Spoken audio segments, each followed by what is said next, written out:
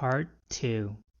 Like a caged beast, born of caged beast, born of caged beast, born of caged beast, born in a cage and dead in a cage, born and then dead, born in a cage and then dead in a cage, in a word like a beast, in one of their words, like such a beast. Samuel Beckett.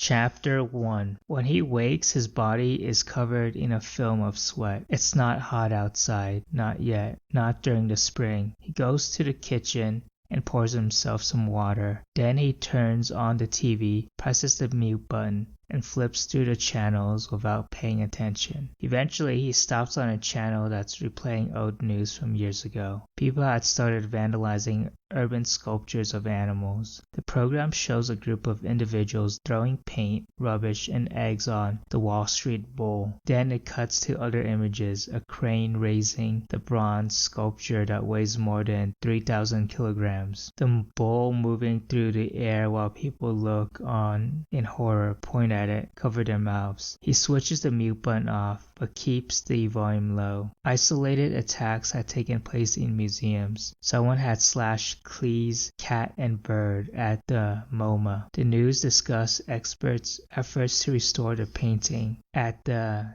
Museo del Prado, a woman had tried to destroy Goya's Cats Fighting with her own hands. She lunged at it, but the security guard stopped her in time. He remembers the experts, art historians, curators, critics who were indignant and spoke of the regression to medieval times, of the return to an iconoclastic society. He drinks some water and turns off the TV. Then he remembers the sculptures of St. Francis of Assisi that were burned, the donkeys, sheep, dogs, camels removed from nativity scenes, the sculptures of sea lions in Mar del Plata that were destroyed. He can't sleep and has to be up early to meet a member of the Church of the Immolation. There were more and more of them, he thinks. The calm and orderly pace of the slaughter is disrupted whenever the lunatics from the church stop by the plant. This week he has to go to the game reserve and the laboratory, tasks that take him away from home, that complicate matters. He has to get them done, but lately he hasn't been able to concentrate. Though Craig hasn't talked to him about it, he knows his work has suffered. With his eyes closed, he tries to count his breaths, but then he feels something touch him and jumps. He opens his eyes and sees her. Then he moves over and she lies down on the sofa. He inhales her wild, vibrant smell, hugs her. "Hi, Jasmine." He untied her when he woke up. He turns the TV back on.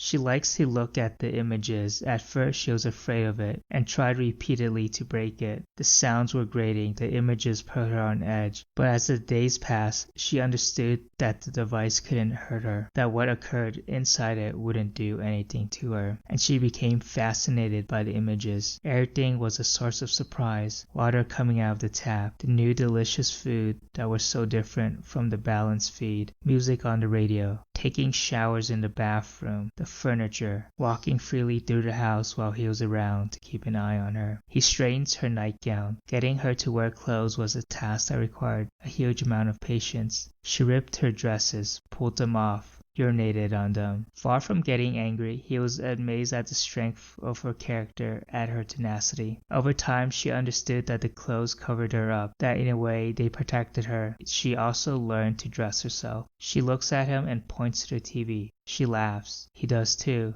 without knowing what he's laughing at or why. But he does it anyway, and pulls her a little closer. Jasmine doesn't make any sounds, but her smile vibrates throughout her body, and he finds it infectious. He runs his hand over her belly. She's 8 months pregnant.